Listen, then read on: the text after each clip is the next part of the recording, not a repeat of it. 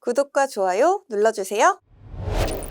우크라이나 정부가 미국 웨스팅하우스와 추진하고 있는 신규 대형 원자력 발전소 개발 사업을 이르면 올해부터 본격적으로 착수합니다. 웨스팅하우스가 협력하고 있는 두산 에너빌리티의 우크라이나 원전 기자재의 수주 가능성이 높아질 것으로 보이는데요. 게르만 갈루첸코 우크라이나 에너지부 장관은 국영 텔레마라톤 유나이티드 뉴스와 인터뷰에서 이 원자력 산업 발전을 비롯해 전력 생산 분산화, 에너지 인프라 안보 강화는 올해 에너지부의 핵심 활동이라며 원전 프로젝트의 경우 미국 기업과의 협력을 강화하고 조속히 관련 법안을 마련해 대규모 건설에 착수할 예정이라고 밝혔습니다. 우크라이나 원자력 공사 에네르고 아톰은 미국 원전 기업 웨스팅하우스와 대형 원전 건설에 협력하고 있는데요. 실제로 웨스팅하우스는 우크라이나의 3세대 원전 AP-1000 총 9기를 지을 예정이고요. 1기당 비용은 약 50억 달러로 추정됩니다. 우크라이나의 원전 사업이 본격화되면서 두산 에너빌리티의 수주가 가시화될 것이라는 이야기가 나오고 있는데요. 실제로 지난 2021년 5월 한미 정상회담에서 한국과 미국은 원전 기술 및 인력을 공유하고 해외 원자력 발전소 시장에 함께 진출하겠다는 공동 성명을 내기도 했습니다. 원전의 설계 제작 시공은 한국이 맡고 주요 부품과 운영 사업은 미국이 맡는 방식이죠.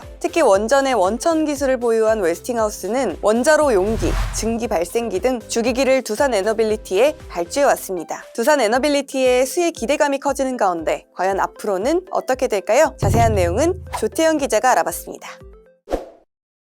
오늘은 오랜만에 우크라이나 이야기를 좀 해보도록 하겠습니다. 러시아와 우크라이나 전쟁이 상당히 길어지고 있죠. 조금 있으면 개전 2년이 다 돼가는데 우크라이나의 대반격이 특별한 성과를 내지 못하면서 전황 자체가 지지부진해 보입니다. 전쟁이 길어지면서 뚜렷한 성과까지 없다 보니까 서방의 관심도 많이 줄어든 것으로 보여요. 특히 중동에서 전쟁이 일어난 뒤에는 미국의 대선과도 맞물려가지고 서방의 지원 의지도 많이 꺾인 것 같습니다. 안타까운 일인데요. 어찌됐든 전쟁은 계속적으로 이어지고 있고요. 언젠가 전쟁이 끝나게 되면은 재건 사업도 시작이 될 것입니다. 전쟁이 길어진 만큼 당초 예상했던 것보다 재건 사업의 규모도 더 커질 수밖에 없다고 보고요. 에너지 인프라 역시 많이 파괴됐으니까 여러 가지 논의가 오가고 있는데요. 미국 웨스팅하우스와의 원전 개발 협력도 올해 안에 이르면 가시화가 될 것 같다는 그런 내용입니다. 웨스팅하우스는 미국의 유명한 기업이죠. 이름 정도는 들어보신 분들도 많이 있을 거라고 생각합니다. 여기 나온 것처럼 1886년부터 시작이 된 기업이고요. 밑에 웹사이트를 내려오면은 정말 별의 별걸 다 팔고 있죠. 종합전자 기업이었습니다. 예전에는 정말 이런 것들을 다 직접 만들었는데요. 문어발식으로 사업 확장을 하다가 사실 웨스팅하우스가 나가 떨어진 지가 오래죠. 지금 이런 것들은 전부 다 OEM이고요. 직접 만들지는 않고 있습니다. 사실 웨스팅하우스의 이름만 쓰는 거지 직접 연관이 있는 것도 아니에요. 지금의 웨스팅하우스는 완전히 원전과 관련된 기업입니다. 앞서서 말씀드린 것처럼 문어발식 확장으로 문제가 많았고요. 이렇게 부침을 겪는 가운데 기업의 주인도 여러 차례 바뀌었는데요. 유명한 거는 바로 도시바입니다. 도시바가 이 기업을 인수를 했는데 결국에는 여러 가지 실책들이 겹치면서 둘 다 나가 떨어져 버렸어요. 이 여파로 도시바는 최근에 사모펀드로 인수가 돼버렸고요. 상장 폐지도 됐습니다.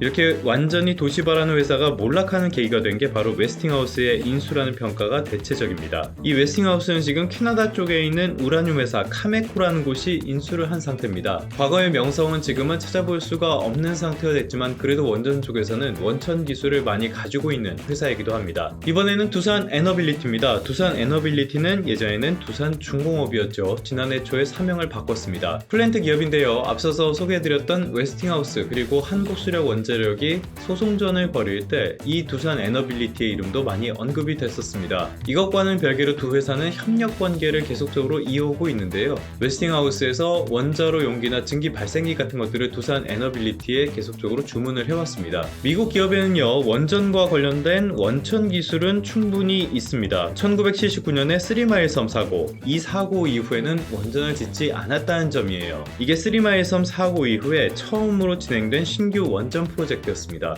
이거에 앞서서 2016년에도 테네시주에서 원전 가동이 시작이 됐는데요. 이건 사실 1973년부터 시작된 프로젝트고요. 이후로 오랫동안 건설이 중단됐다가 다시 시작된 거니까 이거는 제외하도록 하겠습니다. 이 말은 말은 미국 쪽에는 원천 기술은 있지만요, 건설을 해본 경험, 이거는 부족하다고 볼 수가 있겠습니다. 벌써 몇십 년 전에 건설을 해본 거잖아요. 이런 측면에서는 우리나라는 건설 경험은 많으니까 시너지를 낼 수 있는 부분이 있다고 할 수 있겠습니다. 당연히 이런 발주가 드러나게 된다면 두산 에너빌리티의 실적에도 큰 도움이 될 것이고요. 문제는 이건데요. 결국에는 러시아와 우크라이나의 전쟁이 대체 언제 끝날 것인가, 여기에 달렸다고 볼 수가 있겠습니다. 재건 사업을 기대를 하려면 일단은 전쟁이 끝나야 되니까 그만큼 재건 사업에 대한 언제쯤이 될 것인가에 대한 불확실성은 계속적으로 이어진다고 볼 수 있겠습니다. 우크라이나 재건 사업은 인도주의 측면에서도 중요하지만 경제적으로도 상당히 큰 기회가 될 수 있습니다. 지금 가장 큰 변수라면 역시 전쟁이 대체 언제 끝날 것인가, 이 부분이라고 할 수가 있겠는데요. 그렇다고 해도 전쟁이 끝나기만을 기다릴 수는 없고요. 이런 재건 사업에 참여하기 위한 외교적인 노력이 계속적으로 이어져야 할 시점이라고 봅니다. 완전히 서방 쪽에만 기대할 수는 없는 게 이 복구의 절반 정도는 러시아가 점령한 지역 쪽에 속해 있습니다. 이 말은요, 재건 사업이라는 측면에서는 쉽지는 않지만은 러시아 쪽과도 계속적으로 연결점을 가져갈 필요가 있다는 뜻입니다. 서방을 중심으로 논의를 계속 이어가되 러시아 쪽과의 끈도 놓아서는 안 된다는 뜻이라고 볼 수 있겠습니다.